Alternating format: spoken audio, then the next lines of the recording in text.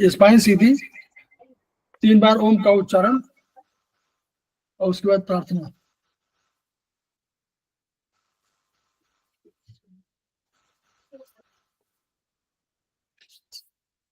ओ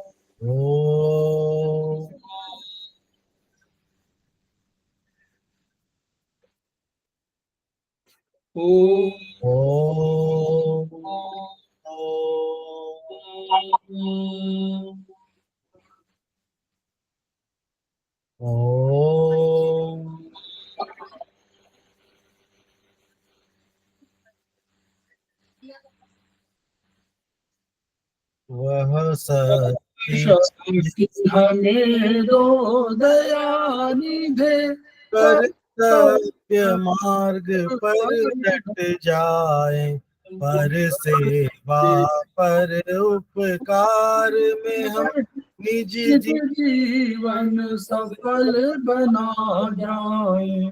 वह शक्ति हमें दो दयानिधे कर्तव्य मार्ग पर डट जाए, हम दीन दुखी निगलों के सेवक बन संतान को हरे, जो है बिछड़े भूले भटके उनको तारी खुद तर जाए। वह शक्ति हमें दो दयानिधे कर्तव्य मार्ग पर डट जाए। छल देश दंभ पाखंड झूठ अन्याय से निश दिन दूर रहे, जीवन हो शुद्ध सरल अपना शुचि प्रेम सुधारस बरसाए। वह शक्ति हमें दो दयानिधे कर्तव्य मार्ग पर डट जाए। निज आन मान मर्यादा का प्रभु ध्यान रहे, अभिमान रहे, जिस देव भूमि में जन्म लिया बलिदान उसी पर हो जाए। वह शक्ति हमें दो दयानिधे कर्तव्य मार्ग पर डट जाए, पर सेवा पर उपकार में हम निज जीवन सफल बना जाए।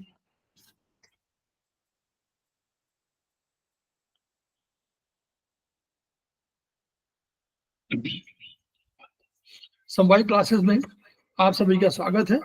हमारे बीच में श्रीमती वर्षा श्रीवास्तव उपाध्यक्ष समवाय फाउंडेशन उपस्थित हैं, उनका स्वागत है। हमारे बीच में निरंजन कुमार जी उपस्थित हैं, एसपस के सीनियर स्टूडेंट हैं, सेमेस्टर 6 कर चुके हैं, कैंपस के समवाय फाउंडेशन से जुड़े हुए हैं।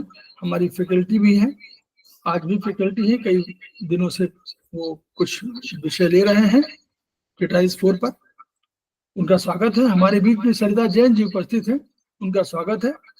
हमारे बीच में मुन्नी त्रिपाठी जी उपस्थित हैं, उनका स्वागत है। हमारे बीच में बबली सिंह उपस्थित हैं, हमारे सेमेस्टर 4 के स्टूडेंट हैं और समवाय फाउंडेशन के प्रमोटर भी हैं, उनका स्वागत है। हमारे बीच में प्रतिमा राज उपस्थित हैं, उनका स्वागत है। हमारे बीच में ब्रजमोहन कुशवाहा जी उपस्थित हैं, उनका स्वागत है। हमारे बीच में सुधा सिंह जी उपस्थित हैं, उनका स्वागत है। तो हम लोग समवाय फाउंडेशन के सदस्य हैं और हम लोग एक्यूप्रेशर शोध प्रशिक्षण एवं उपचार संस्थान प्रयागराज से संबद्ध हैं। वहां के 3 मनीषियों के हम ऋणी हैं। वे मनीषी हैं ब्रह्मलीन MP खेमका सर, दूसरे हैं आदरणीय JP अग्रवाल सर, जो वर्तमान में एसपस के अध्यक्ष भी हैं, और तीसरे हैं एपेक्स बॉडी के chairman Shri SS Rao sir. इन मनीषियों के अतिरिक्त अन्य गुरुओं से भी हमने शिक्षा ग्रहण किया है, वो चिकित्सा के संबंध में भी है और चिकित्सा शिक्षा के संबंध में भी है। एसपस का एक मोटो है, each one reach one, each one treat one and each one teach one. उसी मोटो को आपके माध्यम से हम पूरे विश्व में फैलाना चाहते हैं और हमें विश्वास है कि आपके माध्यम से ये विधा जो अपेक्षाकृत कम खर्चीली है, उसका लाभ केवल आपको ही नहीं, आपके घर परिवार को ही नहीं, आपके आस पड़ोस को ही नहीं, बल्कि समस्त पीड़ित मानवता को मिलेगा। इन्हीं शब्दों के साथ हम शुरुआत कर रहे हैं। हम पुनः निरंजन जी का स्वागत करते हुए और उनको हैंड ओवर कर रहे हैं। ओवर टू निरंजन जी। बहुत बहुत धन्यवाद सर।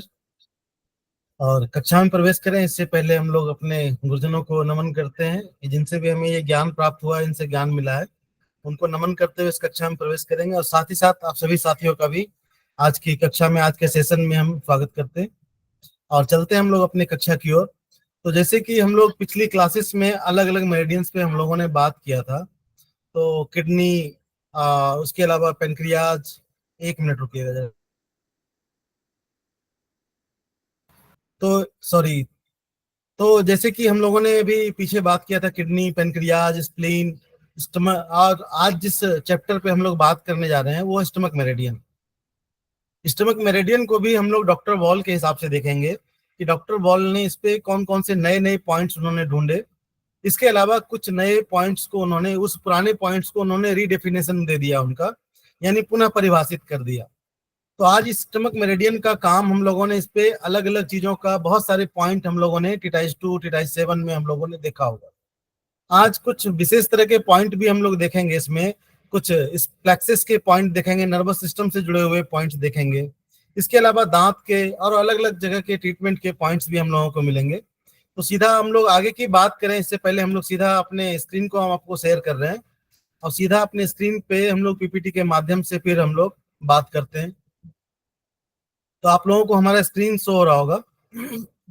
हम लोग स्टमक मेरिडियन पे हैं और स्टमक मेरिडियन की बात करें तो ये भी के हिसाब से अगर बात करें तो इसमें टोटल नंबर ऑफ पॉइंट्स की बात करें ये भी के हिसाब से तो 72 पॉइंट्स हैं।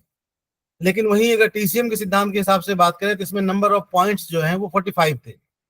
तो थोड़ा बहुत इसमें मेरिडियंस के पाथवे में थोड़े बहुत चेंजेस हैं। वो चेंजेस कहाँ से कहाँ तक के किस किस बिंदु में उसके पाथवेज में थोड़ा बदलाव है।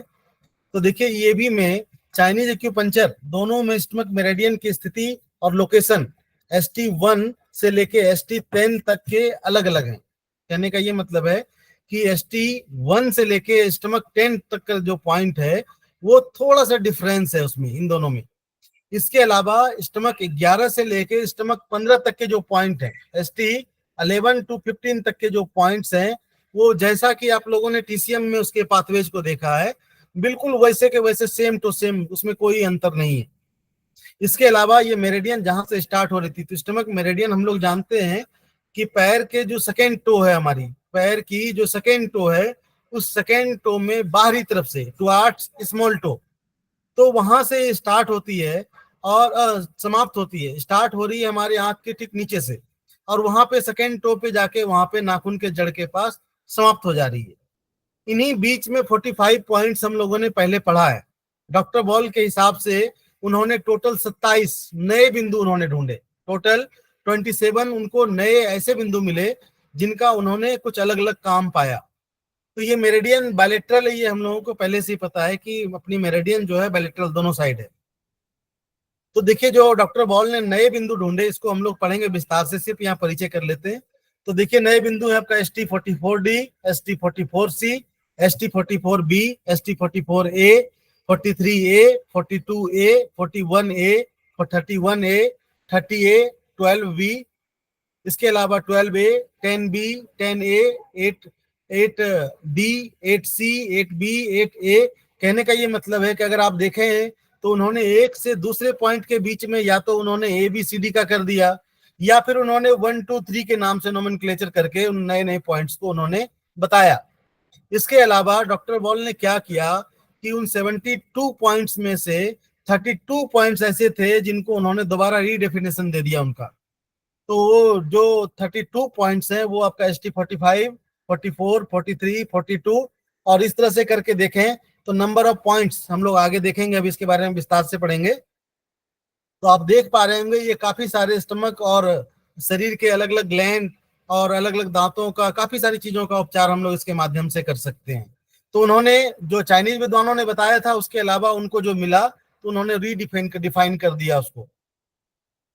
इसके अलावा स्टमक मेरिडियन में भी एक स्नायु प्लेक्सस होता है जिसे ऑटोनोमिक इनर्वेशन पॉइंट कहते हैं, जिसे हम लोग एआईपी भी बोलते हैं, ऑटोनोमिक इनर्वेशन पॉइंट। ये सीधा का सीधा नर्वस सिस्टम से उस ऑर्गन को जोड़ने का काम करता है। तो एक पॉइंट तो ये ST44C है जिसके बारे में हम लोगों ने बात किया था कि ये सीलियक प्लेक्सस का ये पॉइंट है। इसके अलावा नाभि बिठाने का, अगर आपकी नाभि उखड़ गई है उसको बिठाने का ये सबसे अच्छा बिंदु है, बेस्ट पॉइंट है आपकी नाभि को सेट करने का। इसके अलावा ST30A पॉइंट है स्टमक मेरिडियन पे, जो कि सीधा का सीधा टेस्टिज और ओवरीज पे इसके प्लेक्सस काम करते हैं। तो पॉइंट तो है ये स्टमक का, लेकिन इसका काम कहाँ हो रहा है? टेस्टिज ओवरीज पे, यानी रिप्रोडक्टिव सिस्टम पे। तो कहने का ये मतलब है कि एआईपी पॉइंट बहुत ही महत्वपूर्ण होता है। इसके अलावा इस मेरिडियन में भी एक सीएमपी पॉइंट है जिसको हम लोग कंट्रोल मेजरमेंट पॉइंट बोलते हैं। टेस्टिंग और ट्रीटमेंट दोनों में ही काम करता है ये। इसके अलावा इसके टिश्यू का भी पॉइंट है जिसको हम लोग एससीपी पॉइंट बोलते हैं। तो उसकी जो कवरिंग है, उसके ऊपर जो लेयर है टिश्यू का, उसका ये पॉइंट है ST44A। इसके अलावा स्टमक मेरिडियन में भी एक लिम्फ का पॉइंट है जिसको हम लोग अभी आगे देखेंगे। इसके अलावा यहाँ पे भी समेशन मेजर पॉइंट है। तो चलिए हम लोग यहाँ से बात करते हैं क्योंकि वही चीजें हम दोबारा यहाँ पे देखेंगे। तो देखिए यहाँ पे हम लोग पॉइंट देख रहे हैं, स्टमक में नंबर ऑफ पॉइंट्स 45, लेकिन डॉक्टर बॉल के हिसाब से 72। तो 72 इन्हीं के बीच में होगा। तो हम लोग स्टमक 45 पॉइंट को अगर देखें तो थोड़ा सा यहाँ पे क्या हुआ, अभी तक जो आप पढ़े होंगे, हम लोगों ने जो पढ़ा चीजों को, उसमें हम लोगों ने पढ़ा कि ये बायलेटरल है, यानी कोई एक पॉइंट का यूज कर रहे हैं, दोनों साइड लगा रहे हैं तो वो उसी जगह पे काम कर रहा है। लेकिन यहाँ स्टमक चैनल में थोड़ा सा अंतर ये है कि डॉक्टर बॉल ने एक पॉइंट का एक साइड में, लेफ्ट साइड में क्या इफेक्ट आएगा और राइट साइड में क्या इफेक्ट आएगा, उसको दोनों अलग अलग भाग में उन्होंने बताया। क्योंकि उन्होंने मशीन से चेक किया तो ऑर्गन पे पाया कि राइट साइड में अगर हमने ट्रीटमेंट दिया तो स्टमक के इस वाले भाग पे इफेक्ट पड़ा, लेफ्ट साइड में ट्रीटमेंट दिया तो स्टमक के इस भाग पे ट्रीटमेंट में इफेक्ट पड़ा। तो यहाँ पे आपको दिख रहा होगा लेफ्ट और राइट। तो देखिए स्टमक का ST45 नंबर अगर आप राइट में लगाते हैं तो स्टमक का जो नीचे वाला भाग है जिसको हम लोग पाइलोरस बोलते हैं, तो चूंकि स्टमक को समझ रहे हैं तो उसके अलग अलग भाग को थोड़ा सा एक बार अगर देख लें तो इस चार्ट में देखिए आपको स्टमक का एरिया दिख रहा है। इसमें काफी सारे चीजें, अभी काफी सारे नाम आएंगे तो वहां पे आपको समझने में आसानी हो जाएगी। तो देखिए स्टमक का ये जो एरिया है, ये वाला एरिया जो दिख रहा है आपको, इसको कार्डिया एरिया बोलते हैं, कार्डिया। उसके बाद जो ऊपर वाला एरिया है स्टमक का, जो टॉप है, वर्टेक्स है, इसको फंडस के नाम से जानते हैं। और नीचे वाला एरिया एंट्रम के नाम से जानते हैं। और ये बीच वाला जो एरिया है इसको या तो इसको बॉडी बोलते हैं या फिर इसको ग्रेटर कर्वेचर के नाम से जानते हैं। चूंकि ये बड़ा कर्वेचर है राउंड शेप में, तो इसको ग्रेटर कर्वेचर या फिर बॉडी के नाम से जानते हैं। जो बाहर की तरफ, जो अंदर की तरफ जो ये छोटा कर्वेचर, इसको हम लोग लेजर कर्वेचर के नाम से जानते हैं। और यहाँ से ये जो स्टमक का पार्ट है, यहाँ से एक भाग जुड़ा हुआ है, यहाँ से एक भाग जुड़ा हुआ है, आपको दिख रहा होगा इस चार्ट में। तो ये भाग, ये जो एरिया है, ये हमारा पाइलोरस एरिया है। यानी भोजन जो हमारा आता है इसी स्टमक में, जितनी भी चीजें होनी रहती इनकी, चाहे गैसेस जूसेस हो, चाहे जो भी चीजें हैं, या भोजन की चर्निंग हो, वो इसी एरिया में होता है। जब हमारा भोजन लिक्विड फॉर्म में हो जाता है तब इस स्टमक से, यहाँ इस पाइलोरस वाले एरिया से होते हुए स्मॉल इंटेस्टाइन में जाता है। तो ये पाइलोरस वाला एरिया है। तो कार्डिया, फंडस, ग्रेटर कर्वेचर या बॉडी कर सकते हैं, या फिर नीचे वाले एरिया को एंट्रम एरिया कहते हैं। इसके बाद जो है आपका पाइलोरस वाला एरिया है। तो देखिए इसमें टर्म में जब नाम आएगा तो आप कंफ्यूज मत होइएगा। तो देखिए ये पाइलोरस उसी एरिया की बात कर रहे हैं, नीचे वाले भाग की बात कर रहे हैं। ये वो भाग है स्टमक का, पाइलोरस नीचे का भाग है जहां से स्मॉल इंटेस्टाइन का पहला पार्ट, जिसको ड्यूडेनम बोलते हैं, ड्यूडेनम से जुड़ा हुआ है। यानी इस पॉइंट को आप ट्रीट करेंगे तो ऐसे कंडीशन में सीधा का सीधा इफेक्ट जो जाएगा वो ड्यूडेनम पे जाएगा। इस जगह पे कोई दिक्कत हो तो चाहे पाइलोरस की दिक्कत हो, चाहे ड्यूडेनम के फर्स्ट पार्ट में कोई दिक्कत हो, आप इस पॉइंट से यूज कर सकते हैं इसका। इसके अलावा ये बॉडी ऑफ स्टमक की बात कर रहे हैं तो कॉर्पस का मतलब भी बॉडी ही होता है। तो स्टमक की बॉडी की बात कर रहे हैं, अगर उसके बॉडी का ट्रीटमेंट करना है, स्टमक के बॉडी में किसी प्रकार का अल्सर या किसी भी तरह की चेंजेस आ रही है, वहां पे आपको चेंजेस करना है, या फिर स्टमक बहुत ज्यादा गैस्ट्रिक जूसेस सिक्रेशन कर रहा है, वैसे कंडीशन में भी ये बॉडी वाले पार्ट से ही ज्यादातर गैस्ट्रिक जूसेस का सिक्रेशन होता है। तो ऐसे कंडीशन में आप इसको लेफ्ट साइड में यूज करें, ज्यादा अच्छा इफेक्ट आएगा। इसके अलावा ये एक सिडेशन पॉइंट है। तो ये हम सब ने पढ़ा है, मदर पॉइंट और सन पॉइंट जब हम लोगों ने पढ़ा था तो चूंकि स्टमक का ये ड्राइनेस पॉइंट है, अब ये क्या है कि ये मदर पॉइंट है, अगर इसको हम सीडेट करेंगे तो यहाँ से एनर्जी सीधा अगली अगली जो एलिमेंट उसमें चला जाएगा। अगला एलिमेंट है हमारा मेटल। मेटल में जो ऑर्गन है वो है लार्ज इंटेस्टाइन। तो ये सीडेशन पॉइंट है, तो सीधा सीधा इस पे काम करेगा आपका, ये सीडेशन पॉइंट है। तो ज्यादातर इस पॉइंट को सीडेट ही करते हैं। इसके अलावा देखिए यहाँ पे लिखा हुआ है इस जगह से क्या काम होती है। यहाँ क्षारीय बेसिक म्यूकस उत्पन्न होता है जो हार्ट बर्न, छाती में जलन को रोकता है। तो हम लोग ये जानते हैं कि अपना स्टमक हाईली एसिडिक है, बहुत ज्यादा एसिड का सिक्रेशन करता है। तो बहुत बार क्या होता है कि एसिड हमारे चेस्ट में जलन पैदा करता है, जिसको हम कुछ लोग हार्ट बर्न के रूप में जानते हैं। तो स्टमक में कुछ ऐसे फंक्शंस हैं जिसके माध्यम से उस एसिड के कर सकते हैं उसका प्रभाव कम हो। तो ऐसे कंडीशन में वहां पे बेसिक म्यूकस, कहने का ये मतलब है कुछ क्षारीय एल्कलाइन म्यूकस वहां से उत्पन्न होता है ताकि उस जलन को रोक सकें। ये बचाव की प्रक्रिया है। इसके अलावा भोजन के मार्गोल्लंघन होने पर भी इस बिंदु पे उपचार दे रहे हैं। यानी कहने का ये मतलब आपने भोजन लिया और वो रिफ्लेक्स कर रहा है, भोजन आपने इधर से खाया वो नीचे की तरफ जाना चाहिए, लेकिन मार्गोल्लंघन का मतलब ये इधर से गया और इधर से ही ऊपर से बाहर आ रहा है, ये मार्गोल्लंघन है। तो ऐसे कंडीशन में भी आपको खट्टा खट्टा पानी मुंह में या बार बार भोजन मुंह में आ जा रहा है तो भी आप इस पॉइंट पे ट्रीटमेंट दे सकते हैं। इसके अलावा बहुत ज्यादा एसिड भी रिफ्लेक्स करे तो भी इस पॉइंट को आप यूज कर सकते हैं। इसके अलावा दांतों में पारा भरवाने के कारण, तो पारा बहुत ही खतरनाक चीज है। जब हम लोग इसको आगे पढ़ेंगे तो पाएंगे कि पारे की वजह से व्यक्ति को कैंसर भी हो सकता है। तो उस कंडीशन में भी आप इस पॉइंट को यूज कर सकते हैं। ST45। तो देखिए लिखा हुआ ST45 राइट साइड में अगर लगाते हैं तो this point maintain acid base ratio. तो राइट साइड में लगाएंगे तो ये एसिड बेस रेशियो को मेंटेन करेगा। तो कहने का ये मतलब हम लोग दोनों साइड यूज करते हैं, लेफ्ट और राइट दोनों साइड लगाइए। तो दोनों साइड में लगाएंगे तो पूरा का पूरा स्टमक का वो एरिया होता है, तो दोनों साइड लगाएंगे तो ज्यादा अच्छा है।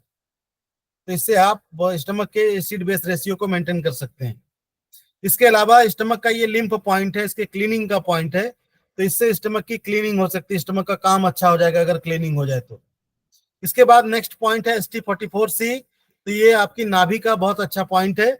इसके अलावा देखिए दाहिने उदर गुहा संबंधित स्नायु जाल और ये लेफ्ट साइड का सीलियक प्लेक्सस है।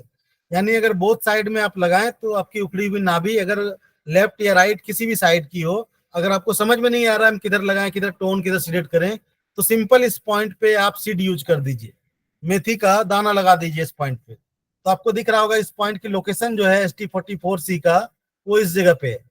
ST44C ये लोकेशन है इसकी। तो इस जगह पे लगा के आप नाभि को सेट कर सकते हैं। इसके अलावा देखिए ST44C क्या करता है, गैस्ट्रिक प्लेक्सस का भी ये पॉइंट है। इसके अलावा ऑटोनोमिक नर्व सप्लाई स्टमक, कहने का ये मतलब है तो इस पॉइंट से हमारा दो काम हो रहा है, एक तो नाभि भी सेट हो रही है हमारी, दूसरा काम ये है कि ऑटोनोमिक इनर्वेशन का भी ये पॉइंट है स्टमक का, नर्वस सिस्टम से जोड़ने का काम कर रही है।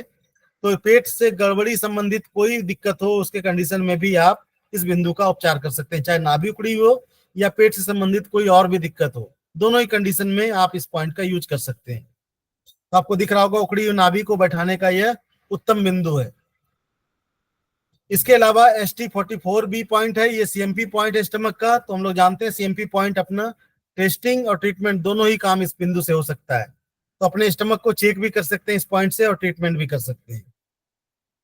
ST44A पॉइंट है, ये आपका सेरस कोटिंग का है। तो हम लोग जानते हैं कि सेरस कोटिंग ऊपर के उसकी जो लेयर होती है, जो कवरिंग होती है, उसकी बात करते हैं। इसके साथ साथ आप पढ़ पा रहे होंगे इसमें जठर क्षेत्र का श्लेषक बंधन, तो वो लिगामेंट्स की बात कर रहे हैं, लिगामेंट्स की भी बात कर रहे हैं।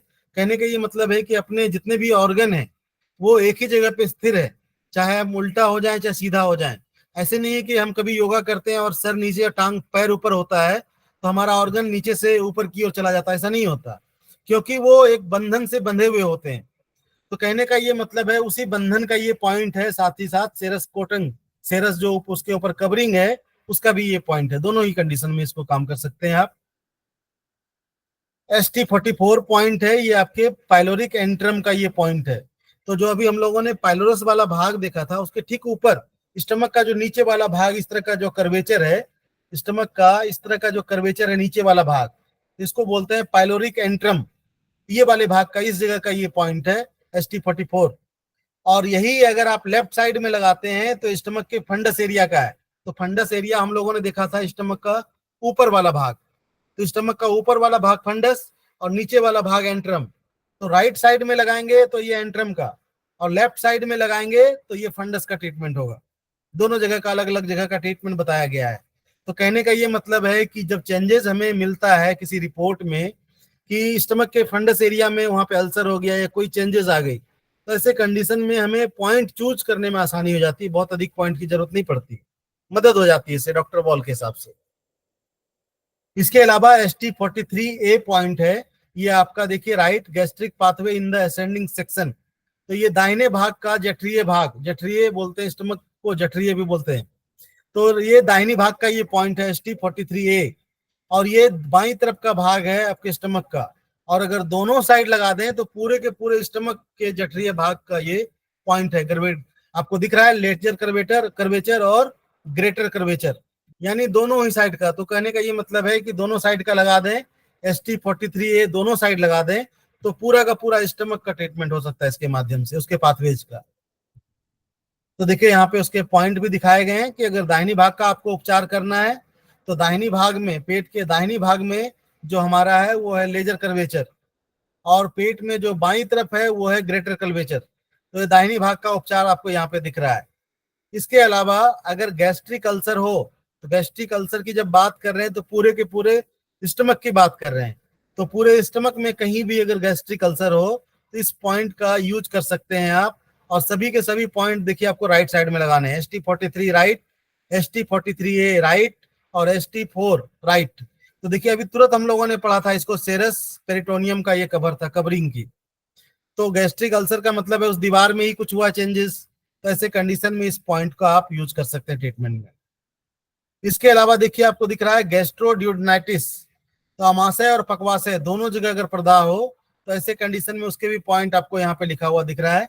तो स्टमक का ST43A right side, SI4 right side, इसके अलावा पेनक्रियाज का PN1A, ये तीन पॉइंट हैं जो कि आपके गैस्ट्रिक अगर ड्यूडनम में, अमाशय में और पकवाशय में, इन पकवाशय में और अमाशय में दोनों जगह अगर हो तो ऐसे कंडीशन में इन 3 पॉइंट्स का यूज कर सकते हैं। इसके अलावा नेक्स्ट में आपका ST43 पॉइंट्स है जो कि राइट साइड में आप लगाते हैं तो ये पेट के दाहिने भाग का ट्रीटमेंट होगा। और अगर आप लेफ्ट साइड में लगाते हैं तो देखिए कार्डिया ऑफ स्टमक, तो उस भाग का जो भाग हम लोग, जिस भाग को हम लोग कार्डिया कहते हैं स्टमक का, तो इस भाग में अगर देखें तो इसी एरिया के आसपास हमारा हृदय भी है, इसीलिए इस एरिया का नाम भी कार्डिया, मतलब हृदय के नाम पे ही रख दिया, कार्डिया ऑफ स्टमक। तो कहने का ये मतलब है किसी जगह पे एक स्पिंचर होता है, एक दरवाजा होता है, और जहां से रिफ्लेक्स करती है खाना, जैसे हम लोग भोजन खाते हैं तो फिर वो नीचे की तरफ ही जाता है, लेकिन जब वो रिफ्लेक्स करके बाहर की तरफ आता है तो इसी दरवाजे को पास करके आता है। तो कहने का ये मतलब है कि जब इस जगह का ट्रीटमेंट करते हैं तो एसोफेगस में जो दरवाजा इस जगह कार्डिया वाले भाग में, स्टमक वाले भाग में लगा हुआ है, उसका ये पॉइंट है। तो ये कार्डियक पार्ट ऑफ स्टमक का पॉइंट है। इसके अलावा देखिए आपको दिख रहा है डायफ्रामिक हार्निया, जिसको हम लोग हाइटस हार्निया के नाम से भी जानते हैं। तो हाइटस हार्निया में इसी डायफ्राम लाइन में यहाँ पे कह सकते हैं पर्दे में ब्रेक हो जाती है, जिसकी वजह से जो है काफी सारी प्रॉब्लम होने लगती है। तो ऐसे कंडीशन में डायफ्राग्मेटिक हार्निया हो या फिर हाइटस हार्निया बोल सकते हैं उसको, तो वैसे कंडीशन में ST43 लेफ्ट में और UB17 इन दोनों पॉइंट्स का आप यूज कर सकते हैं। UB17 बोथ साइड में लगाइए और ST43 लेफ्ट में लगाइए, तो ऐसे कंडीशन में ये हाइटस हार्निया का भी ट्रीटमेंट आप कर सकते हैं। इसके अलावा इस बिंदु का उपयोग किन किन चीजों में कर सकते हैं, तो देखिए इसमें दिखाया हुआ है कि इस बिंदु, जिस बिंदु की बात कर रहे हैं ST43, इस बिंदु की बात करें तो degenerative changes in the area ST43 UB17। इसके अलावा कार्डिया क्षेत्र में एक थैली बन जाना, जिसको डायवर्टिकुलम ऑफ कार्डियन रीजन कहते हैं। कहने का ये मतलब है डायवर्टिकुलम आपके स्मॉल इंटेस्टाइन में बन सकता है, डायवर्टिकुलम आपके स्टमक में बन सकता है, तो ये और कुछ नहीं, कभी कभी लार्ज इंटेस्टाइन में बनता है। तो ऐसे कंडीशन में होता क्या है कि इसमें पाउच जैसे बन जाते हैं। तो जब हमारा भोजन डाइजेशन के दौरान आगे बढ़ता है तो कुछ उसके पार्ट्स इसमें जो है फंस जाते हैं आके पाउच में, और जब पच इसमें रुक जाते हैं वो, तो ऐसे कंडीशन में वहां सड़न होती है, सड़न होने के बाद घाव जैसी कंडीशन, अल्सर जैसी कंडीशन हो जाती है। तो इस कार्डिया जो स्टमक वाला ये पार्ट है, इस जगह पे जहाँ पे ये पर्दा लगा हुआ है, यहाँ पे स्पिंटर लगा हुआ है, इस रीजन में क्या होता है, थैली जैसी बन जाती है। तो ऐसे कंडीशन में हम जो भी भोजन करते हैं उसमें से कुछ ना कुछ पार्ट वहां रुक जाता है, और ऐसे कंडीशन में वहां अल्सर और घाव जैसी कंडीशन बन जाती है।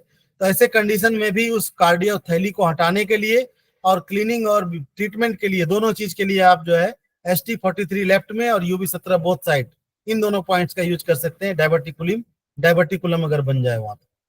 इसके अलावा रिफ्लेक्स एसोफेगटाइटिस, तो अन्न नली का पर्दाह जिसमें भोजन उल्टा चलने लगे, तो भोजन उल्टा उसी कंडीशन में चलती है जबकि हमारे शरीर में मार्गोल्लंघन हो जाती है, हम भोजन हमने किया और वापस वो आ रहा है, तो इसको रिफ्लेक्स बोलते हैं। तो रिफ्लेक्स में भी आप ST43 लेफ्ट में और UB17 ये दो पॉइंट्स यूज कर सकते हैं, क्योंकि ये उसी क्षेत्र की बात कर रहे हैं, कार्डिया रीजन में ही वो कह सकते हैं स्पिंचर है, तो वहां के इसलिए इस पॉइंट का यूज कर रहे हैं हम लोग। इसके अलावा एचलीसिया ऑफ द कार्डिया, भोजन का आमाशय में ना जा पाना, कहने का मतलब है ये वो कंडीशन होती है कि जब हम लोग भोजन करते हैं तो भोजन करने के बाद वो भोजन डायरेक्ट हमारे स्टमक में नहीं जाता, भोजन हमने ओरल कैविटी से लिया और फिर हमारे एसोफेगस में जाता है, भोजन नली में, और भोजन नली में एक निश्चित मूवमेंट होती है, एक विशेष प्रकार की मूवमेंट होती है जिसके माध्यम से भोजन स्टेप बाय स्टेप धीरे धीरे करके आगे बढ़ती है। तो बहुत बार इस भोजन नली का अगर लकवा हो जाए, पैरालिसिस हो जाए, या फिर यहाँ के जो मसल्स हैं, नर्व हैं, वो अपना काम सही से ना करे, वहां की पेशियां शिथिल हो जाए, तो ऐसे कंडीशन में क्या होगा, जब हम भोजन लेंगे तो वो रुक जाएगा, कहीं ना कहीं नीचे नहीं जा पाएगा, अमाशय में नहीं जा पाएगा। तो ऐसे कंडीशन में इस बीमारी को हम लोग बोलते हैं एचलीसिया ऑफ कार्डिया, तो भोजन अमाशय में नहीं जा पाता। तो इसकी वजह से डॉक्टर क्या करते हैं, तो ऐसे रोगियों के डॉक्टर क्या करते हैं, या तो पाइप लगा देते हैं मुंह में, या नहीं तो पेट में यहाँ पे एक सर्जरी करके एक होल बना देते हैं, बोलते हैं भोजन इधर से डाल दीजिए। क्यों? क्योंकि इधर से वो ले नहीं पाएंगे, और अगर दिया भी तो हो सकता है वो भोजन आपके भोजन नली में न जाके श्वास नली में चले जाए, तो बहुत मरणासन वाली कंडीशन हो सकती है, जान जा सकती है। तो उसको बचाने के लिए डॉक्टर कुछ अल्टरनेट उसका उपाय कर देते हैं।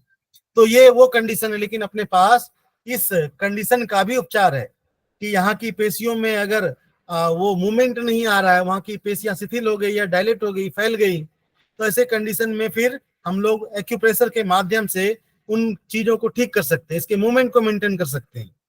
तो यहाँ पे रिफ्लेक्स जो है, रिलैक्स जो है फेल्योर हो गया, तो ऐसे कंडीशन में हम लोग यहाँ भी ये दो पॉइंट, इसके अलावा भी और पॉइंट हम लोगों को मिलेगा जिसके माध्यम से हम इस एचलेसिया ऑफ कार्डिया का ट्रीटमेंट कर सकते हैं। नहीं तो आप ये दो पॉइंट्स का यूज कर सकते हैं, ST43 लेफ्ट साइड में और UB17 बोथ साइड में, दोनों साइड में आप लगाइए, तो इससे आप इस चीज को ठीक कर ले जाएंगे जो कि नहीं हो पा रहा है।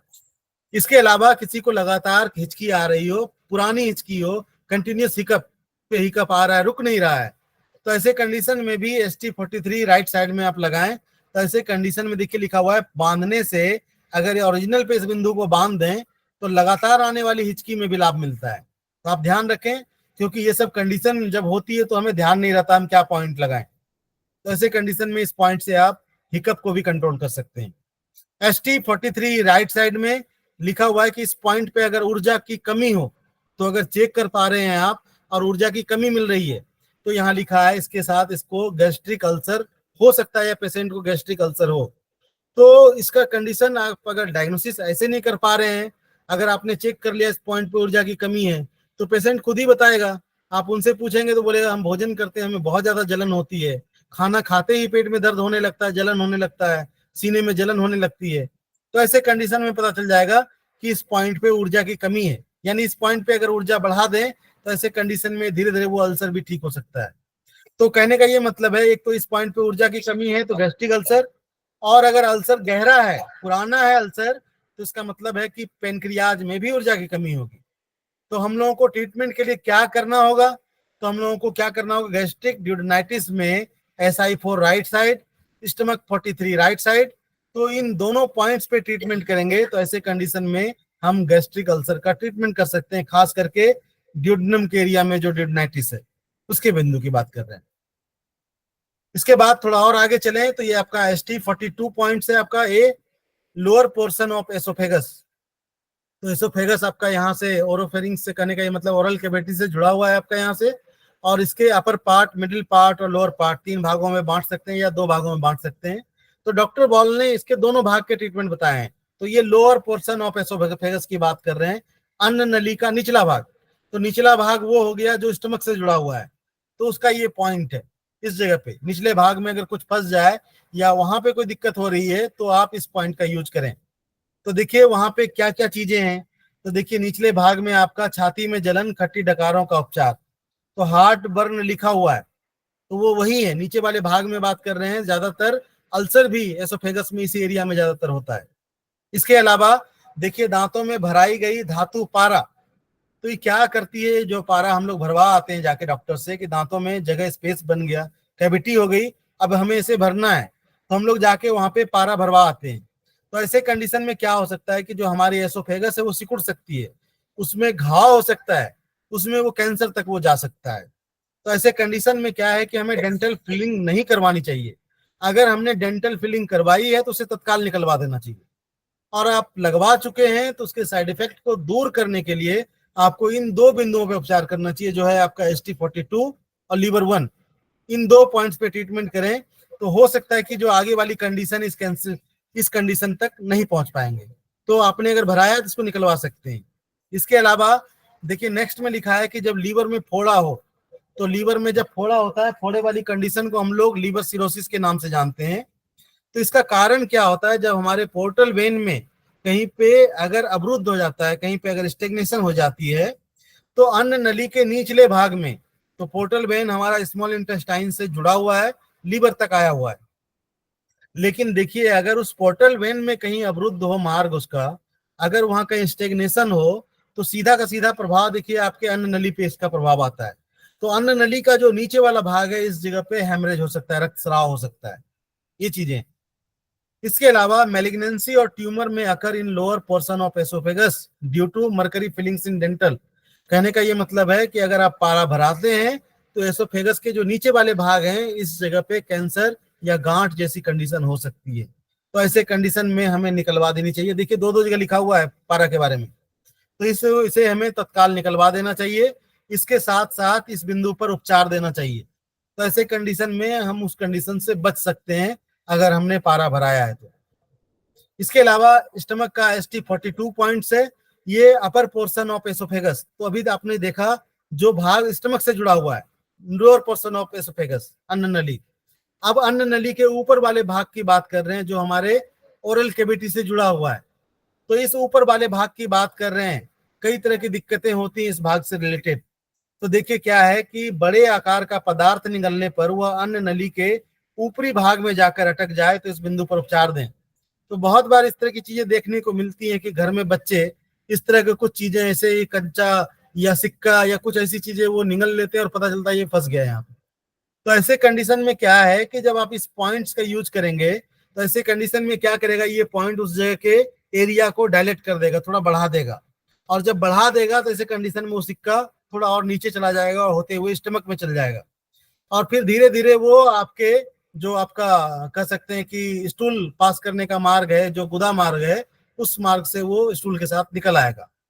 तो ये पॉइंट बहुत ही इंपॉर्टेंट है, इस पॉइंट को आप नोट डाउन कर सकते हैं। देखिए यहाँ लिखा हुआ भी है, जब बच्चा कंचा, सिक्का आदि निकल जाए तो इस बिंदु पर उपचार करने से फंसा हुआ कंचा, सिक्का आपके स्टूल वाले मार्ग से निकल जाता है। और इसके साथ साथ बताया गया है कि ऐसे में रोगी को इसके साथ साथ जो ट्रीटमेंट कर रहे हैं उसके साथ साथ रोगी को एक पका हुआ केला खिला देना चाहिए। तो पका हुआ केला क्या है, वो चिपचिपापन होता है, उसमें स्मूथनेस होती है, तो वो धीरे धीरे उसको स्लिप करा के नीचे की ओर ले जाएगा। तो दो काम करें, एक तो इस पॉइंट का यूज करें और दूसरा उसको पका हुआ केला खिलाएं। उसके बाद नेक्स्ट पॉइंट है स्टमक का ST41A, जो कि मेमोरी ग्लैंड्स का पॉइंट है। तो ब्रेस्ट से रिलेटेड कोई दिक्कत हो, किसी को अगर प्रेगनेंसी के बाद मिल्क सिक्रेशन कम हो रहा हो, या फिर ब्रेस्ट के ग्लैंड में जो आपकी मेमोरी ग्लैंड है ब्रेस्ट में, उसमें कोई गांठ या किसी तरह की कोई चेंजेस आ गई हो, कोई भी ग्रंथि से रिलेटेड कोई दिक्कत हो आपके ब्रेस्ट से रिलेटेड, तो भी आप इस पॉइंट का यूज कर सकते हैं, ST44A। इसके अलावा अगर इस पॉइंट को आप लगाते हैं तो इस पॉइंट की लोकेशन हमारे पैर में है, लेकिन अगर किसी का पैर कटा हुआ है तो ऐसे कंडीशन में इस पॉइंट को आप नहीं लगा सकते हैं। तो आप ट्रिपल वार्मर का TW1D, ये भी मेजरमेंट पॉइंट है ब्रेस्ट का, तो आप इस पॉइंट को लगाएंगे तो ये मेमोरी ग्लैंड पे ये काम करेगा, सेम इफेक्ट आएगा। जो काम ST41A करेगा, सेम टू सेम वही काम ये भी करेगा। अगर पैर नहीं है तो आप इस पे ट्रीटमेंट दे दीजिए। इसके अलावा ट्रिपल वार्मर का TW3 also treat memory gland. तो हम लोग जानते हैं कि जब ट्रिपल वार्मर 3 को पढ़ा था हम लोगों ने, तो ये पूरे मास्टर ग्लैंड का ये ट्रीटमेंट है, जो पिट्यूटरी हमारा उसका पॉइंट है ये। और पिट्यूटरी जितने भी ग्लैंड है उस सभी ग्लैंड का मास्टर है, और वहीं से कई तरह के हार्मोन्स का सिक्रेशन हो रहा है। तो कहने का ये मतलब है TW1D, TW3, ST40A, 41A, तीन तीन पॉइंट्स मिल गए आपको मेमोरी ग्लैंड से रिलेटेड। इनका उपचार में आप यूज कर सकते हैं। पाथवेज आप लोगों ने देखा हुआ है इनका। इसके बाद नेक्स्ट पॉइंट है ST41, जो कि आपके एंकल ज्वाइंट का जो आपका टखना है उसके मेजरमेंट का पॉइंट है। उस जगह पे कोई दिक्कत आ जाए तो ऐसे कंडीशन में आप टखने के लिए ST41 इस पॉइंट को आप ले सकते हैं। ST35 की बात करें तो ये भी मेजरमेंट पॉइंट है आपके नी का। तो एक दिन आपको जब हम लोग पढ़ा रहे थे, आपको बात याद होगी कि अगर पैर में इनर साइड, मीडियल साइड में अगर दर्द हो तो आप लीवर के पॉइंट्स का यूज करें या स्प्लीन के पॉइंट का यूज करें। आउटर साइड में हो तो आप ST या GB इसके पॉइंट्स का यूज करें। तो ऐसे कंडीशन में देखिए ये आपके लेटरल साइड में ट्रीटमेंट का ये पॉइंट है, मेजरमेंट पॉइंट है घुटने का। तो आपके घुटने में अगर लेटरल साइड में दर्द हो तो आप ST35 इस मेजरमेंट पॉइंट का यूज करें। इसके अलावा ST33 की बात करें तो आपके एब्डोमेन में जो वेंस हैं तो उसका ये पॉइंट है। अगर बहुत लोगों को देखेंगे पूरे एब्डोमेन में वेंस कभी कभी पूरे दिखने लग जाती हैं, तो अपने एब्डोमेन में वेनस फ्लो को मेंटेन करने के लिए आप ST33 इस पॉइंट का यूज कर सकते हैं। ST32 बहुत ही महत्वपूर्ण पॉइंट है, आपके लेग्स की आर्टरीज का पॉइंट है। तो पैरों में सर्कुलेशन का ये पॉइंट है। तो देखिए लिखा हुआ है पैरों की आर्टरीज के ये पॉइंट है। तो देखिए यहाँ पे लिखा हुआ है a heavy deficiency at this point denote stenosis in the arteries of leg.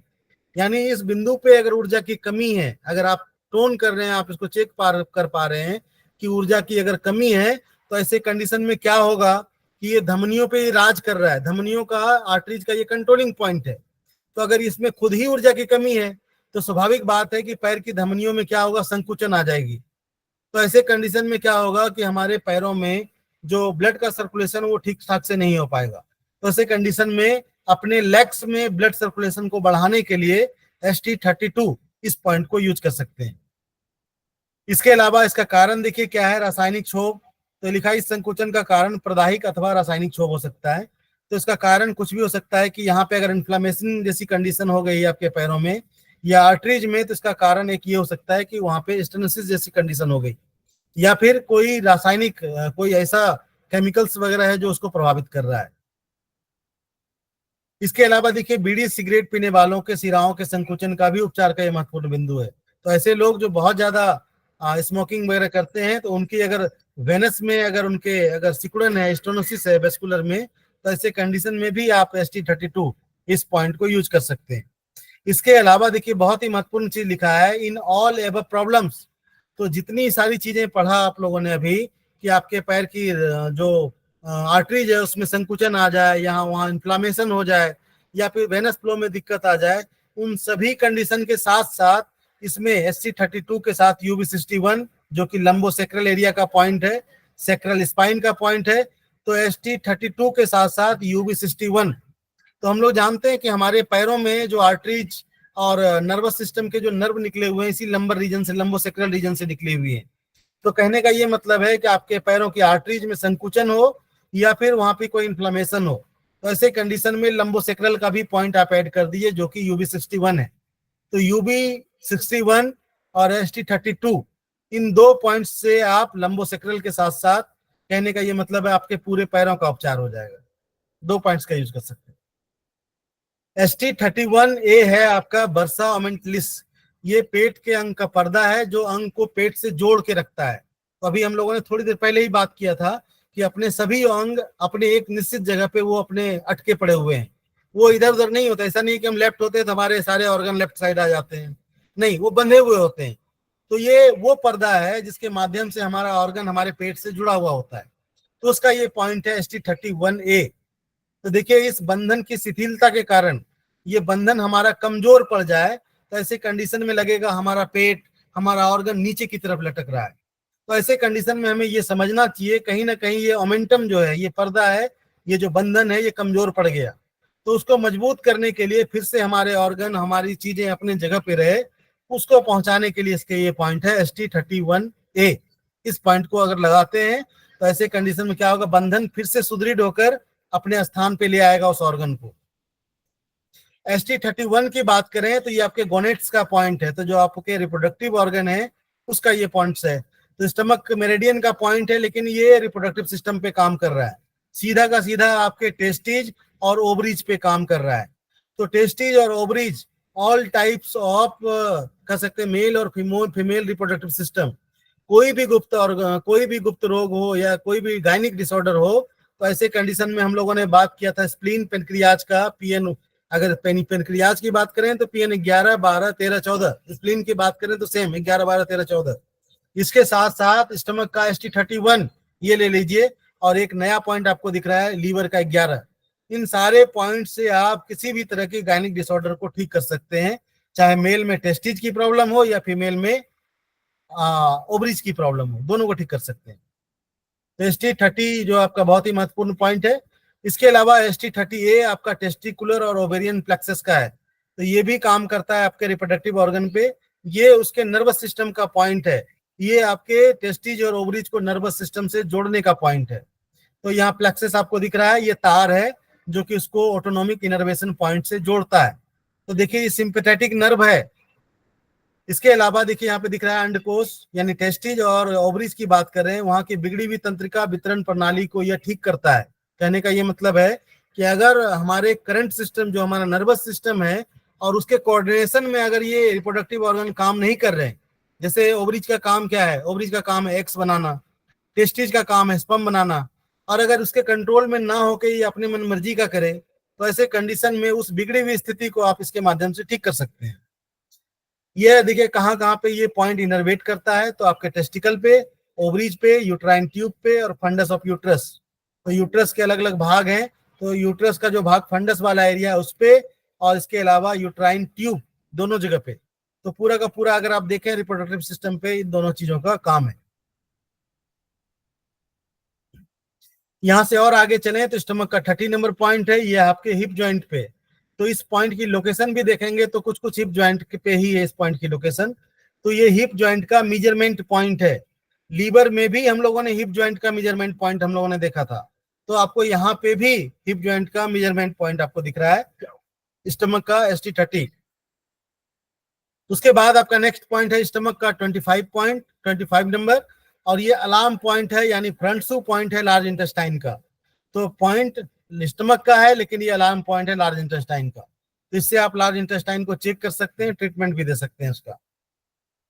इसके अलावा स्टमक का ST22 नंबर पॉइंट्स है, तो ये भी आपका नर्वस सिस्टम का पॉइंट है। तो देखिए राइट साइड में ये किस जगह को जोड़ता है, लिखा हुआ है राइट सुपीरियर और अपर गैस्ट्रिक प्लेक्सस सिंपैथेटिक नर्व। तो ऊपरी पेट का सिंपैथेटिक नर्व का ये पॉइंट है, और यह बिंदु केवल दाहिनी तरफ है। कहने का ये मतलब है, अब यहाँ ये मत समझिएगा कि ये पॉइंट सिर्फ राइट साइड में है, क्योंकि ये हम लोग जानते हैं कि अपनी जो मेरिडियन है वो बायलेटरल है, तो पॉइंट तो दोनों साइड होगा, लेकिन जिस सिंपैथेटिक नर्व की बात कर रहे हैं जो ये गैस्ट्रिक प्लेक्सस पे काम कर रहा है, ये सिर्फ राइट साइड में, लेफ्ट साइड में लगाएंगे कुछ और काम करेगा, वो राइट साइड में सिर्फ ये काम करेगा इस तंत्रिका तंत्र पे जो कि गैस्ट्रिक के ऊपरी वाले भाग से जुड़ा हुआ है। तो लेफ्ट साइड में भी होगा ये पॉइंट ST22, लेकिन ये प्लेक्सस का जो पॉइंट है ओनली राइट साइड में, यानी राइट साइड में ट्रीटमेंट देंगे तो इस प्लेक्सस पे प्रभाव पड़ेगा। तो यह बिंदु केवल दाहिनी तरफ है, यह ऊपरी पेट में आई हुई गड़बड़ियों का उपचार इस बिंदु पे करें। इस बिंदु पर उपचार देने से ऊपरी पेट में अवरुद्ध भोजन ऊर्जा नीचे की ओर प्रवाहित होती है। तो जिस मार्गोल्लंघन की बात कर रहे थे हम लोग कि भोजन नीचे की ओर जाना चाहिए, ऊपर की ओर आ रहा है, तो देखिए यहाँ आप पढ़ पा रहे होंगे कि अगर इस पॉइंट पे ट्रीटमेंट देते हैं तो आपका रुका हुआ भोजन और ऊर्जा दोनों ही नीचे की तरफ प्रवाहित हो जाएगी। तो इस पॉइंट से आप इसको ठीक कर सकते हैं। इसके अलावा सिंपैथेटिक नर्व का सप्लाई है, तो ये जब इस पॉइंट का यूज करते हैं तो ब्रेन के माध्यम से स्टमक को सूचना मिलती है कि चीजें जो आपके पास आई उसको नीचे की ओर भेजिए, तो ये नीचे की ओर भेजना शुरू कर देगा। तो इस पॉइंट का ये जो नर्व है ये दो जगह इनर्वेट कर रही है, एक तो स्टमक पे प्रभाव डाल रही है और दूसरा लीवर पे, महत्वपूर्ण है, दोनों पे काम कर रही है। तो देखिए इसके अलावा इस जगह को बैलेंस करने के लिए, स्टमक को बैलेंसिंग के लिए ऑटोनॉमिक स्टीयरिंग के कुछ और भी पॉइंट्स हैं जिसके माध्यम से स्टमक के पूरे काम को आप बैलेंस कर सकते हैं। तो देखिए स्टमक का 22 नंबर पॉइंट राइट में लगाइए तो गैस्ट्रिक प्लेक्सस का है। ST43C लेफ्ट राइट दोनों साइड लगाइए, लीवर का प्लेक्सस का है। ST44C ये सीलियक प्लेक्सस का है, इससे आपकी नाभि वगैरह बिल्कुल सटीक रहेगी, अपने जगह पे रहेगी। ST21 की बात करें तो ये abdominal part of vagus nerve. तो जो वेगस नर्व है, पूरे एब्डोमेन की बात कर रहे हैं, जितने भी आपके एब्डोमेन में ऑर्गन हैं उन सभी के लिए ये वेगस नर्व का पॉइंट है ST21। तो एब्डोमिनल वेगस नर्व का ये पॉइंट है। इसके अलावा ST20 ये एंटीरियर पोस्टीरियर गैस्ट्रिक प्लेक्सस का है। LU10D की बात करें तो मीडिया स्टर्नल प्लेक्सस का है। ST8C की बात करें तो ये cervical part of vagus nerve का है, ये थोरेसिक पार्ट का है। और ST15 की बात करें तो ये एसोफिजियल प्लेक्सस का, एसोफेगस से जुड़ा हुआ नर्वस सिस्टम का ये पॉइंट है।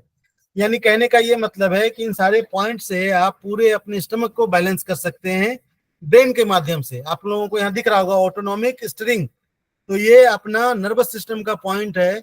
इसके माध्यम से आप अपने स्टमक के काम को बैलेंस कर सकते हैं, क्योंकि आपका नर्वस सिस्टम ही सभी चीजों के लिए रिस्पॉन्सिबल है। स्टमक अगर ज्यादा एसिड निकाल रहा है तो उसके लिए भी सारा ऑर्डर जो भी नर्वस सिस्टम भी उसके लिए काम करती है। तो अपने स्टमक को बैलेंसिंग का ये पॉइंट है। इस पॉइंट से आप अपने स्टमक को बैलेंस कर सकते हैं। अगर वो हाइपर है तो फिर, या हाइपो है, दोनों ही कंडीशन में अगर आपको समझ नहीं आए तो आप सीड का यूज कीजिए इस पॉइंट पे। देखिए ST21 की बात अभी हम लोग कर रहे थे, तो ये 10वीं क्रेनियल नर्व है जो ब्रेन से आई हुई है, तो इसको वेगस कहते हैं। और ये पेट के एब्डोमिनल के भाग का वेगस नर्व है। तो ऐसे कंडीशन में इस बिंदु पे उपचार देने से अगर भोजन हमारा रुका हुआ है तो वहां से वो फिर धीरे धीरे आगे की तरफ बढ़ेगी। स्टमक 20 की बात करें तो ये राइट साइड में देखिए posterior portion of gastric plexus of vagus nerve. तो ये जो वेगस नर्व है ये 10th क्रेनियल नर्व है, और ये पेट के पीछे का जो प्लेक्सस है जो नर्व का है उसका ये पॉइंट्स है। तो ये क्या कर रहा है, तो ये इनर्वेट कर रहा है पोस्टीरियर वॉल ऑफ स्टमक। तो स्टमक के जो पीछे की दीवार है वहां पे ये प्लेक्सस लगा हुआ है, और उस वाले भाग पे वो इनर्वेशन कर रहा है। अब पीछे का स्टमक का वो भाग कौन कौन सा काम करता है, हम लोगों ने फिजियोलॉजी में पढ़ा होगा, स्टमक का कौन कौन सा पार्ट क्या काम करता है।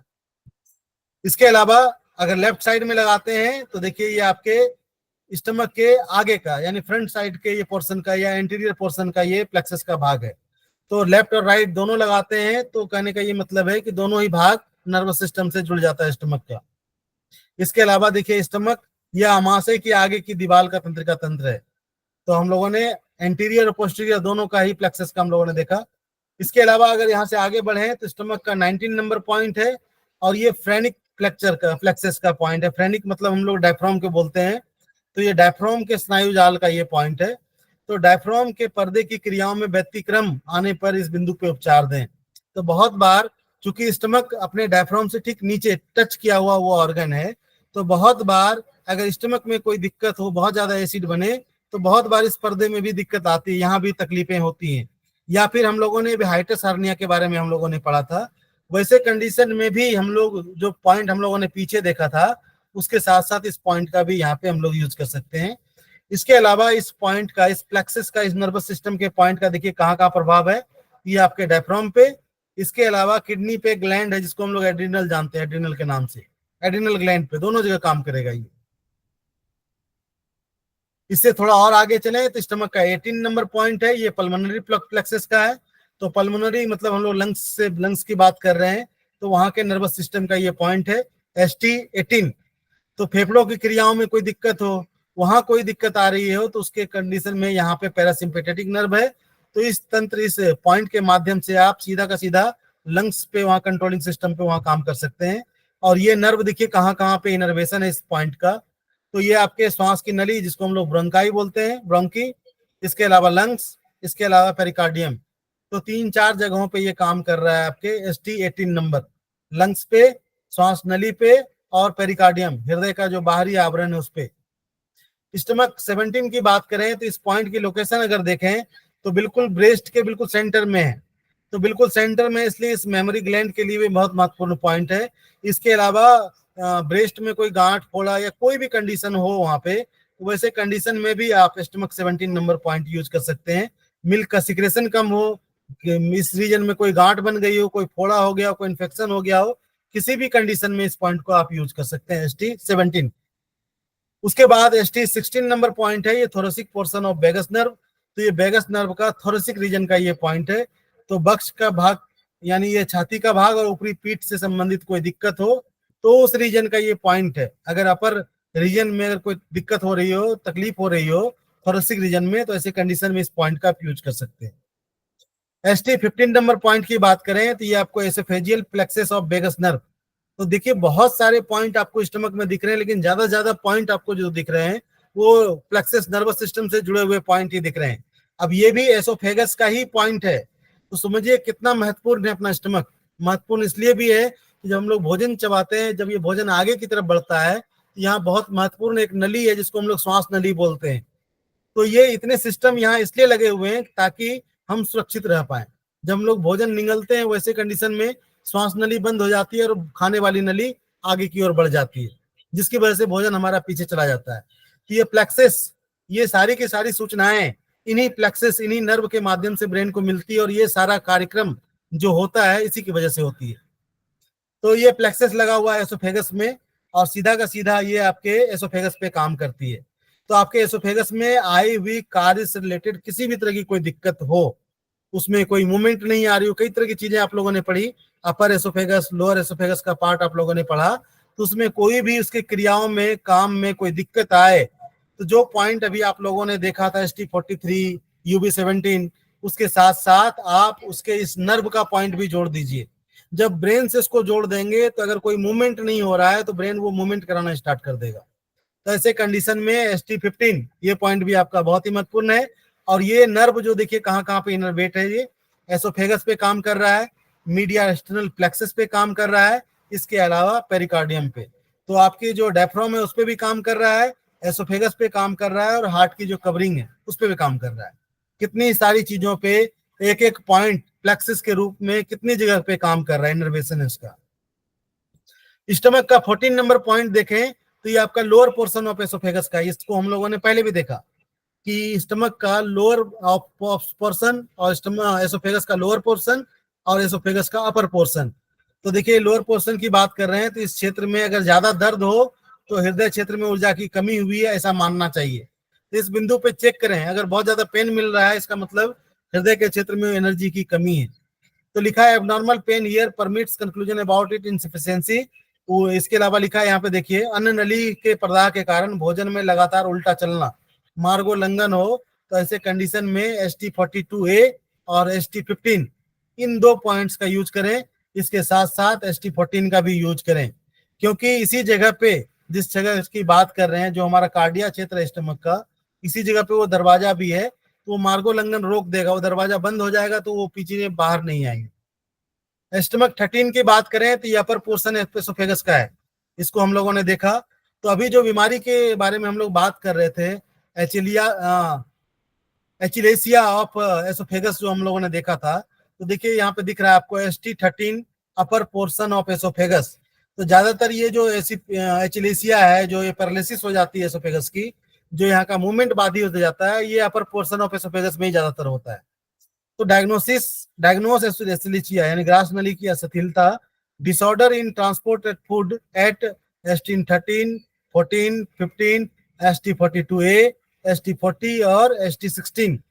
तो ये सारे के सारे पॉइंट के माध्यम से आप डायग्नोसिस कर सकते हैं। अगर ये फूड अंदर नहीं जा पा रहा हो, अगर वो निगल नहीं पा रहा हो, तो ऐसे कंडीशन में इस पॉइंट से आप डायग्नोसिस कर सकते हैं कि यही चीज तो नहीं है। बहुत बार इसको हम लोग ग्रास नली एक बीमारी होती है जिसको गर्ड के नाम से जानते हैं, GERD, गर्ड। तो बहुत बार उस कंडीशन में भी व्यक्ति भोजन नहीं निगल पाता है, तो ये डिफ्रेंशिएट नहीं कर पाते हम लोग कि ये गर्ड है या एचलेसिया है। तो ऐसे कंडीशन में इस पॉइंट से आप इसको डायग्नोसिस कर सकते हैं। इस पॉइंट से आपको पता चल जाएगा, अगर एचलेसिया होगी तो इस पॉइंट से उसमें मूवमेंट आना शुरू हो जाएगा। तो ट्रीटमेंट और टेस्टिंग दोनों ही काम इस पॉइंट से आप कर सकते हैं। तो ये फूड को क्या करने लगेगा, ये ट्रांसपोर्ट करने लगेगा। जब आप भोजन लेंगे तो धीरे धीरे ये अंदर जाने लगेगा। तो अपने को बहुत ज्यादा डायग्नोसिस करने की जरूरत नहीं पड़ती है। अपने पास जो रिपोर्ट पेशेंट लेके आता है, अगर कोई निगलने में दिक्कत आ रही हो तो हमारे पास नहीं आएगा कि जी हम निगल नहीं पा रहे, जरा चेक कर लीजिए। वो सीधा एलोपैथ में जाता है, वहां पे इंडोस्कोपी और बहुत सारी चीजें हैं जिसके माध्यम से उन्हें पता चल जाता है कि इनके एसोफेगस में मूवमेंट नहीं है, यहाँ की मसल्स जो है वो शिथिल हो गई है, बिल्कुल अशिथिल हो गई है, काम नहीं कर रही है। तो पता चल जाता है कि इनको एचलीसिया ऑफ एसोफेगस है, लिखा हुआ आएगा। आपको कुछ करना नहीं, ये पॉइंट का यूज कर दीजिए ट्रीटमेंट में, इससे आप इसको ठीक कर सकते हैं। तो देखिए 15 नंबर पॉइंट जो है ये वेगस नर्व का पॉइंट है, तो सीधा का सीधा ब्रेन से जोड़ देगा इसको। तो जो मसल्स काम नहीं कर रहा है ब्रेन के माध्यम से, फिर वो एक्टिव हो जाएगा और वो मूवमेंट करना स्टार्ट कर देगा। ST16 की बात करें तो ये थोरेसिक रीजन का, तो जब हम लोग स्पाइन को पढ़ते हैं, रीढ़ की हड्डी को पढ़ते हैं, तो उसमें अलग अलग आपको दिखते हैं नर्व निकलते हैं, फिर वो गैंग्लियन प्लेक्सस निकालते हैं और देखते हैं जो अलग अलग रीजन से, कहीं सर्वाइकल रीजन से किसी और ऑर्गन पे जा रहा है थोरेसिक रीजन में। तो अपने जो स्टमक, लीवर और सारी के सारे ऑर्गन है, इसमें थोरेसिक रीजन से ही ये मूवमेंट, ये नर्वस सिस्टम के वायर निकले हुए हैं, नर्व निकले हुए हैं, तो ये आपका थोरेसिक रीजन का है। तो इन दोनों ही पॉइंट के माध्यम से देख रहा हूं आपको, यहाँ भी ये पॉइंट लिए गए हैं, इसलिए लिए गए हैं क्योंकि ये ब्रेन से जुड़े हुए पार्ट के पॉइंट है, दोनों ही काम करेगा ये। तो देखिए एथलीसिया में भोजन अमाशय में नहीं पहुंच पाता है, जबकि मार्ग में कोई रुकावट नहीं है। वहां ऐसा नहीं है कि मार्ग में कोई चीज अटक गई है या कोई ऐसा ग्रोथ हो गया, कुछ नहीं है। उसका कारण ये है कि वहां के मसल्स जो है अशिथिल हो गए हैं, काम नहीं कर रहे हैं, मूवमेंट नहीं कर रहे हैं प्रोपल्सिव, तो भोजन को अमाशय में नहीं पहुंचने देते ये। तो ऐसे कंडीशन में क्या होती है कि हमें दो चीज की जरूरत पड़ती है उस प्रोपल्सिव मूवमेंट के लिए, एक रिलैक्सेशन और दूसरा टेंशन। तो टेंशन और रिलैक्सेशन दोनों ही कंडीशन होती है तो हमारा भोजन आगे बढ़ता है। तो ये पैरालिसिस की कंडीशन में अगर हो जाए, यहाँ पे एसोफेगस का पैरालिसिस, इस कंडीशन में ये हो सकती है। इसके अलावा स्टमक का 12B पॉइंट है, ये आपका ब्रोंको मीडियास्टिनल पॉइंट है, lymphatic trunk of broncho pulmonary lymph nodes. कहने का ये मतलब है श्वास की नलियां तथा फेफड़ों की लसिका ग्रंथि के साथ श्वास नलियों के मध्यस्थ। कहने का ये मतलब है, एक तो आपके इस रीजन का जो बात कर रहे हैं आपका ट्रंक, जहाँ पे आपके लिम्फ ड्रेन होते हैं, उस रीजन की बात कर रहे हैं। इसके अलावा आपके लिम्फ नोड्स हैं वहां उस जगह पे बहुत सारे, उनकी बात कर रहे हैं। उन सभी का ट्रीटमेंट आप इसके माध्यम से कर सकते हैं। तो जब हम लोग लिम्फेटिक सिस्टम पढ़ते हैं तो देखते हैं अपनी बॉडी पे अगर फिगर में देखें तो बहुत सारे लिम्फ नोड हमें दिखते हैं, और खास करके अपने गले रीजन में, अपने चेस्ट रीजन में, इंटेस्टाइन रीजन में और ग्रोइंग रीजन में बहुत ज्यादा लिम्फ नोड दिखते हैं हमें। तो सुरक्षा तंत्र की चीजें हैं लिम्फ नोड हमारे शरीर के लिए, तो उन सभी चीजों का क्लीनिंग का ये पॉइंट है। इसके अलावा आपका अपर ब्रोंकियल रीजन में जो लिम्फ नोड है उसका ये पॉइंट है। आपके नीचे के रीजन में ब्रोंकोमीडियास्टिनल लिम्फ नोड है, उस जगह के ये पॉइंट है। इसके अलावा ट्रेकिया के जो लिम्फ नोड है, उन सभी लिम्फ नोड के ये पॉइंट्स हैं। तो कई सारी चीजों में आप इसका उपचार में ट्रीटमेंट कर सकते हैं। कोई इन्फेक्शन हो गई हो श्वास से रिलेटेड, लंग से रिलेटेड, या फिर टीबी जैसी कंडीशन, उन सभी कंडीशन में ये लिम्फ नोड में स्वेलिंग वगैरह आ जाती है। उन सभी कंडीशन में उस इन्फ्लामेशन को ठीक करने के लिए आप स्टमक के 12B जो भी पॉइंट दे रहे हैं आप, उसके साथ इस पॉइंट को आप जोड़ दें, तो आपके लिम्फ नोड एक तरह से सिक्योरिटी सिस्टम है, इम्यून सिस्टम का महत्वपूर्ण पार्ट है। तो ऐसे कंडीशन में वो आपको हील करने में मदद करती हैं आपकी। इसके अलावा स्टमक का 12A नंबर पॉइंट है, ये आपका स्टर्नम का है, पैरास्टर्नल और मीडियास्टर्नल लिम्फ नोड का। तो स्टर्नल अपने बिल्कुल सेंटर में, जो अपना रिब केज है उसके सेंटर में स्टर्नल बोन है, स्टर्नम, इसी बोन से संबंधित अलग अलग भाग है और यहाँ कई सारे लिम्फ नोड हैं। उस जगह के लिम्फ नोड से संबंधित अगर वहां उसको एक ग्रोथ आ गई हो, उस लिम्फ नोड में कोई स्वेलिंग आ गई हो, या वहां कोई चीज चेंजेस आ रही हो, तो ऐसे कंडीशन में भी वहां के लिम्फ नोड को ट्रीटमेंट करने के लिए आप ST12A इस पॉइंट का यूज कर सकते हैं। यहां से थोड़ा और आगे चलें तो स्टमक का 12 नंबर पॉइंट मिलता है, और यहाँ पे आपको दिख रहा है ये आपके कैरोटिड साइनस का ये पॉइंट है। तो कैरोटिड आर्टरी होती है, हम लोग जब पल्स लेते हैं तो पल्स लेने के कई जगह बताए गए हैं। एक तो हम हाथ पे लेते हैं यहाँ पे रेडियल साइड में, दूसरा लेते हैं यहाँ पे कैरोटिड आर्टरी में या गले पे, और तीसरा लेते हैं पैरों में।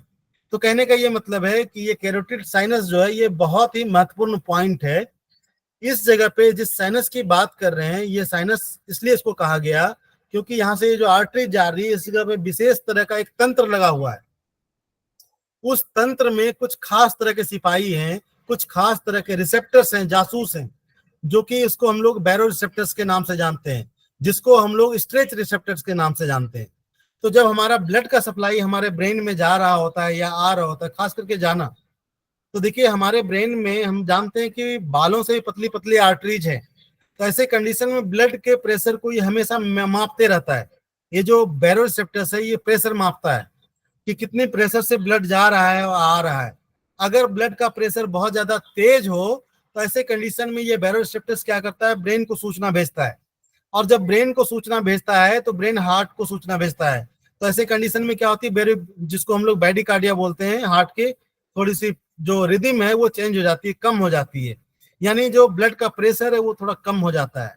और दूसरा काम इसमें स्ट्रेच रिसेप्टर्स होता है, वो करता क्या है, ये जो अपने कैरोटिड आर्टरी है, कैरोटिड जो आर्टरी इसको थोड़ा सा डायलेट कर देता है, स्ट्रेच कर देता है। तो ऐसे कंडीशन में अगर ब्लड का फ्लो बहुत तेजी से जा रहा है, अगर पाइप को थोड़ा बड़ा कर दें तो वो प्रेशर थोड़ा कम हो जाएगा।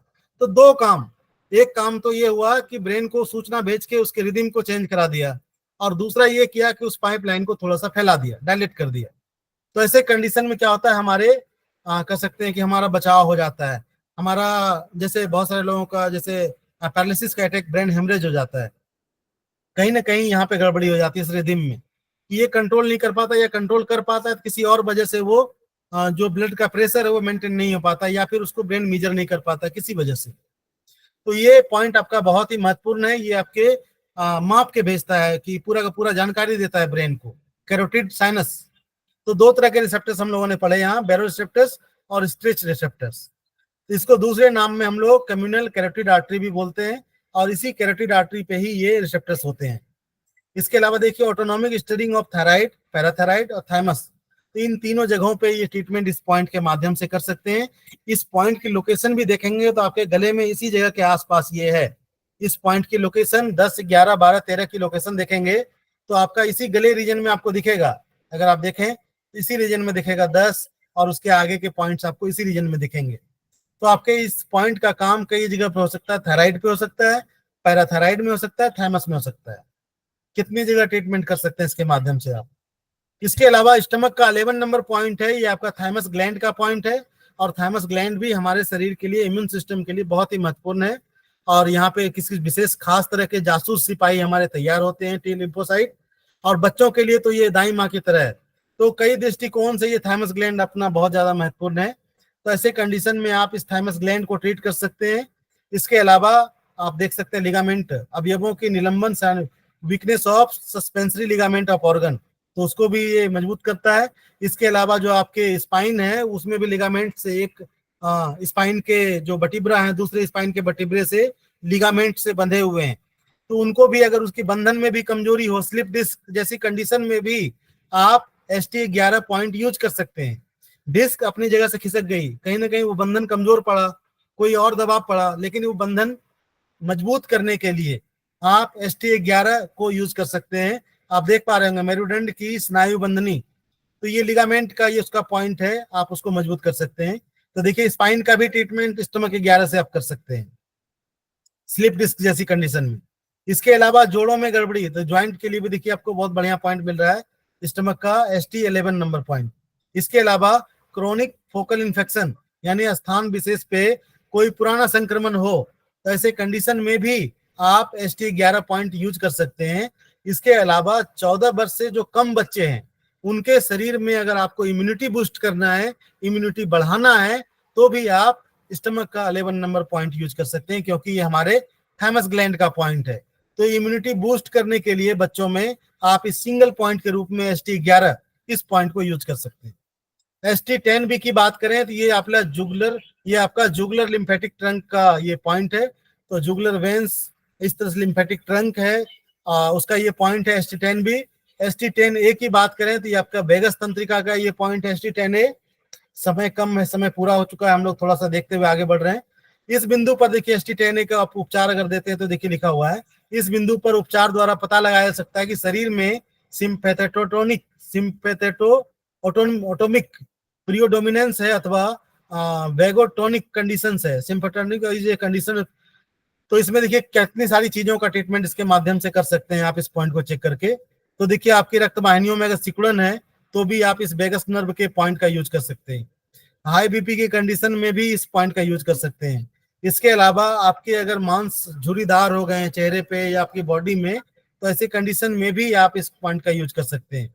इसके अलावा देखिए लिखा हुआ वेगस नर्व में अति उत्तेजना होकर वेगस नर्व में तनाव से शरीर के ऑर्गन में कुछ चेंजेस आती है। देखिए आपको लिखा हुआ दिख रहा है आपको, रक्त वाहिनियों के तनाव को नियमित करने वाली प्रक्रिया में अस्थायित्व आना, पसीना, कॉन्स्टिपेशन।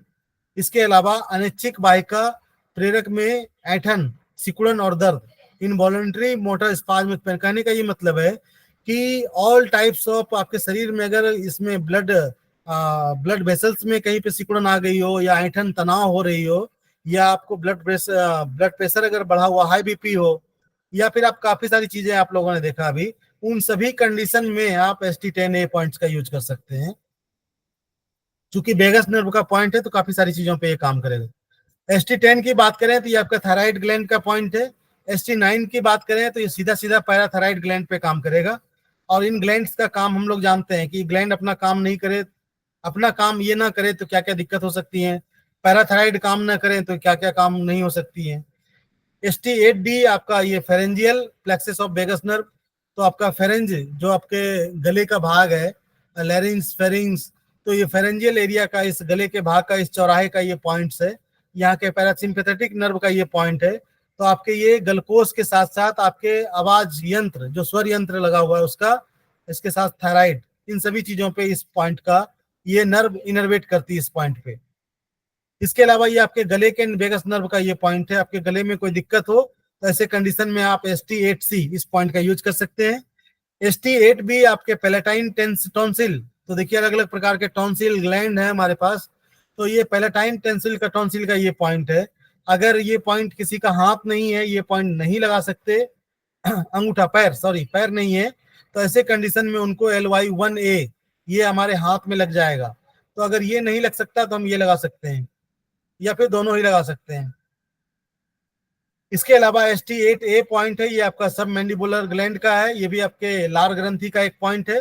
तो लार ग्रंथि क्या करती है, स्लाइबा वो लार बनाती है, उसका उत्पादन करती है और उसका स्राव करती है। इसके अलावा देखिए यहाँ पे लार में पथरी, लार कहने का ये मतलब है इस कंडीशन में, इस ग्रंथि में बहुत बार यहाँ पे नोड जैसे हो जाते हैं, तो उसका भी ट्रीटमेंट इसके माध्यम से हो सकती है। और ये ग्रंथियां अलग अलग तरह से सिक्रेशन करती हैं। तो जो पैराटिड ग्लैंड है ये 20% स्लाइबा बनाती है। जो आपकी सब मैंडिबुलर ग्लैंड है ये 75% ये बनाती है स्लाइबा। तो इसके पॉइंट्स दिए हुए, आपको कुछ करना नहीं है। अगर पैराटिड ग्लैंड को ट्रीट करना है, यहाँ पे कोई सूजन आ गई या ये काम नहीं कर रहा है, इन्फेक्शन आ गया, तो आप पैराटिड ग्लैंड को ट्रीट करने के लिए भी ST8A के साथ स्टमक का 3 और 6 और 7 नंबर पॉइंट आप यूज कर सकते हैं इसके साथ। सब मैंडिबुलर ग्लैंड के में भी आप ST8 के साथ, आप इसके साथ देखिए ST8-3 और ST8 इन दोनों का यूज कर सकते हैं। इसके अलावा सबलिंगुअल ग्लैंड है, ये 5% सलाइवा बनाती है और ये जीभ के नीचे की ग्रंथि है। तो इसको ट्रीटमेंट के लिए ST8 के साथ आप CB23A और 23B इन 2 पॉइंट्स को जोड़ सकते हैं। इसके अलावा देखिए लिखा हुआ है कि आपका मेडुला ऑब्लंगाटा पैरोटिड ग्लैंड को कंट्रोल करता है। तो हम लोग जानते हैं ब्रेन स्टेम का ये पार्ट है मेडुला ऑब्लंगाटा, और ये हमारे पैरोटिड ग्लैंड को कंट्रोल करता है। तो जो भी ट्रीटमेंट कर रहे हैं उसमें हम लोग उस पॉइंट का यूज कर सकते हैं। तो मेडुला ऑब्लंगाटा का ये पॉइंट है, सीधा सीधा आप ब्रेन स्टेम के मेडुला वाले भाग को ट्रीट करना चाहते हैं तो UB10 को ट्रीट कर दीजिए। अगर इस ग्लैंड की वजह से, मेडुला ऑब्लंगाटा की वजह से अगर पेरिटोइड ग्लैंड में आपको लग रहा है कोई दिक्कत आई है तो UB10, और अगर उसके लोकल प्रॉब्लम है, उस ग्लैंड की प्रॉब्लम है, तो उसके पॉइंट आप लोगों ने देखा यहाँ पे भी। इसके अलावा हाइपोग्लोसियल नर्व है, ये नर्व भी बहुत ज्यादा महत्वपूर्ण है। तो जो आप बोलते हैं, आपका जो जीभ का मूवमेंट है, आप जो भोजन को इधर से उधर घुमाते हैं, तो जीभ के जितने प्रकार का मूवमेंट है, आपका साउंड जो प्रोड्यूस करने में जीभ का रोल है, उन सभी में ये नर्व काम करती है, हाइपोग्लोसल नर्व। तो इस नर्व में कोई दिक्कत आ जाए तो ऐसे कंडीशन में उसका ये पॉइंट है ST5A, ST10A, इन 2 पॉइंट्स के माध्यम से इस नर्व को ट्रीट कर सकते हैं। इसके अलावा आपके अगर स्लाइवरी ग्लैंड में जितने ग्लैंड आप लोगों ने पढ़े, पैरेटिड, सब लिंगुअल, सब मैंडिबुलर, उन सभी ग्रंथियों में अगर इन्फ्लामेशन आ जाए तो उन अलग अलग ग्रंथियों के अलग अलग पॉइंट दिए हुए हैं। पैरेटिड ग्लैंड के लिए ST3, इसके अलावा एक्जुलरी सहायक पॉइंट, इसके साथ साथ आप ST6 और 7 इनको भी यूज कर दीजिए इसके साथ। ST3-3 CB23A 23B ये सब लिंगुअल ग्लैंड का है। ST8A 8-3 ये आपका सब मैंडिबुलर ग्लैंड का है। TW16A ये आपका डीप सर्वाइकल लिम्फ नोड का ये पॉइंट है। इसके अलावा LI4A 4B आपके लिम्फ ऑफ सब मैंडिबुलर ग्लैंड का। तो जबड़े के नीचे का जो ग्लैंड है वहां पे भी, सब मैंडिबुलर ग्लैंड में भी कोई इन्फ्लामेशन आ जाए तो भी आप इस पॉइंट का यूज कर सकते हैं। ST8-3 की बात करें तो ये भी आपका सब मैंडिबुलर ग्लैंड का है, अभी आप लोगों ने देखा। तो इससे आगे चलें तो ST8-2 है, ये आपका मेजोफेरिंग्स का है, यानी गलकोस का। ST8-1 की बात करें तो ये आपका दांतों का देखिए यहाँ से उपचार आपका आ गया। तो नीचे के दांत देख रहे हैं आप, 3 दांत आपका दिख रहा है, टीथ नंबर 4 और 5, नीचे के दांत संख्या 4 और 5 के लिए जबड़े का प्रभाग 3 यानी ST8-1 इसको यूज कर सकते हैं। ST8 का यूज कर सकते हैं, SMP पॉइंट है आपके जबड़े का नीचे का। इसके साथ साथ दांत नंबर 5 से लेके 8 तक, तो दांत 5 से लेके 5, 6, 7, 8 उन सभी का ट्रीटमेंट आप स्टमक के 8 नंबर पॉइंट से कर सकते हैं, मेजरमेंट पॉइंट है। ST7 की बात करें तो ये भी दांत 5 से 8 तक, लेकिन ये ऊपर के दांत की बात कर रहे हैं। ST8 में नीचे के दांत की बात कर रहे थे, ध्यान दीजिएगा इस चीज का, ये नीचे के दांत की बात कर रहे हैं ST8 5 से 8, और ऊपर में 5, 6, 7, 8 दिक्कत हो तो आप ST7 का यूज करें। ST6 की बात करें तो ऊपर के दांत 6 और 7, और फिर नीचे की बात करें तो फिर आपका ST5 पॉइंट्स आपको दिखेगा अभी नीचे। इसके अलावा ST5A है, ये आपका हाइपोग्लोसल नर्व का है। ये अभी आप लोगों ने देखा कि आप जो बोल पाते हैं, आप जो आपके टंग का मूवमेंट है, आप भोजन को इधर उधर कर पाते हैं, निगल पाते हैं, उसके लिए नर्व रिस्पॉन्सिबल हाइपोग्लोसल, उसका वो ट्रीटमेंट है। इसके अलावा देखिए ST5 नंबर पॉइंट है, ये मैक्सिलरी साइनस का पॉइंट है, आप लोग जान रहे हैं। इसके अलावा मैक्सिलरी साइनस के लिए LY14 भी यूज करते हैं। इसके साथ साथ इस बिंदु पर ऊपर ऊर्जा कम होने पर अपर मोलर टीथ, तो मोलर और प्री मोलर 2 तरह के दांत होते हैं। तो प्री मोलर मोलर वाला सबसे अंदर होता है, प्री मोलर उसके पीछे होता है। तो प्री मोलर का उपचार करने के लिए आप इस पॉइंट का यूज करें। तो अपर की बात कर रहे हैं, ऊपर वाले की बात कर रहे हैं। ST4 नंबर पॉइंट आंख के पर्दा का पॉइंट है, तो आपके आंखों में जो लेंस है उसका पॉइंट है ST4A। इसी लेंस में दिक्कत आने पे हम लोग में समझते हैं मोतियाबिंद हो गया, इसी लेंस को चेंज करते हैं। तो आप ST4 से आप आंख के पर्दे पे काम कर सकते हैं, लेंस पे काम कर सकते हैं। इसके अलावा अगर किसी को ड्रोलिंग होती है, बहुत ज्यादा लार इधर की मसल्स फेशियल पैरालिसिस में लार चूने लगती है, वैसे कंडीशन में भी ये बेस्ट पॉइंट है ST4। लार अगर किसी को साइड से चूता हो वैसे कंडीशन में भी यूज कर सकते हैं। ST3B की बात करें तो ये आपके फेरिंग्स का SMP पॉइंट्स है। तो लैरिंग्स फेरिंग्स हम लोग जानते हैं, चौराहे की बात कर रहे हैं फेरिंग्स। ST3-1 की बात करें तो ये एपीफेरिंग्स की बात कर रहे हैं। तो जो आपकी ओरल कैविटी है और आपकी जो नेजल कैविटी है, इन दोनों के बीच का जो भाग है उसको हम लोग एपीफेरिंग्स के नाम से जानते हैं। तो उस जगह पे कोई दिक्कत आए तो ऐसे कंडीशन में ST3-1 उसका यूज कर सकते हैं। इसके अलावा गले में जो टॉन्सिल है, लिंगुअल टॉन्सिल की बात कर रहे हैं, उस टॉन्सिल का ये पॉइंट है ST3A। इस पॉइंट को ट्रीटमेंट में आप यूज कर सकते हैं। ST3-3 की बात करें तो ये आपके सबलिंगुअल ग्लैंड का है, जीभ के नीचे की जो ग्रंथि है जो स्लाइवा प्रोड्यूस करती है, ST3-3। ST3-2 ये आपके टंग का पॉइंट है, सीधा सीधा आपके जीभ में कोई दिक्कत हो तो ऐसे कंडीशन में ST3-2 का यूज कर सकते हैं। ST3-1 की बात करें तो ये आपके नीचे के दांत 6 नंबर दांत की बात कर रहे हैं। इसके अलावा retro motor space in lower jaw, आपके जॉ का, दाढ़ का और 6 नंबर दांत का, इन सभी का ट्रीटमेंट इसके माध्यम से हो सकता है। पैरोटिड ग्लैंड की बात करें तो ST3 पॉइंट है इसके ग्लैंड का। ST2 नंबर पॉइंट जो है ये आपका मेजरमेंट पॉइंट है लोअर जॉ का, तो आपके नीचे के जबड़े का मेजरमेंट पॉइंट है पूरे जबड़े का, ST2। इसके अलावा गैस्ट्रिक अल्सर की कंडीशन में कुछ पॉइंट्स बताए गए हैं, इन पॉइंट्स के माध्यम से आप गैस्ट्रिक अल्सर को ठीक कर सकते हैं। वो पॉइंट है ST43 राइट साइड में, आपका बॉडी ऑफ स्टमक का ये पॉइंट है। SI4 राइट साइड में, ये अपर हॉरिजॉन्टल पोर्शन है ड्यूडेनम का। ST45 राइट पोर्शन है ये आपका पाइलोरस का। This point balance acid base ratio, तो ये एसिड बेस रेशियो को मेंटेन करता है ये पॉइंट आपका। इसके अलावा ST44C की बात करें तो ये आपका सीलियक प्लेक्सस, जिसको हम लोग बोलते हैं नाभि बिठाने का बेस्ट पॉइंट है आपका। इसके अलावा ये स्टमक का टेस्टिंग और ट्रीटमेंट पॉइंट है, CMP पॉइंट है, ST44B। ST44 कवरिंग की बात कर रहे हैं, उसके टिश्यू की बात कर रहे हैं, उसके पेरिटोनियम की बात कर रहे हैं। इसके अलावा ST44 की बात करें तो ये पाइलोरिक एंट्रम की बात कर रहे हैं, स्टमक के नीचे वाले भाग की बात कर रहे हैं। और PN1A की बात कर रहे हैं तो ये आपका पेनक्रियाज का एक्सोक्राइन फंक्शन का ये पॉइंट है। और हम लोग जानते हैं पेनक्रियाज का ये भाग कुछ गैस्ट्रिक जूसेस निकालती है जिसका नेचर एल्कलाइन होता है। तो अल्सर में हमें क्या करना है, उस एसिड को कम करना है, एल्कलाइन करना है। तो इन सभी चीजों से वो एसिड बेस बैलेंस हमारा बैलेंस हो जाएगा।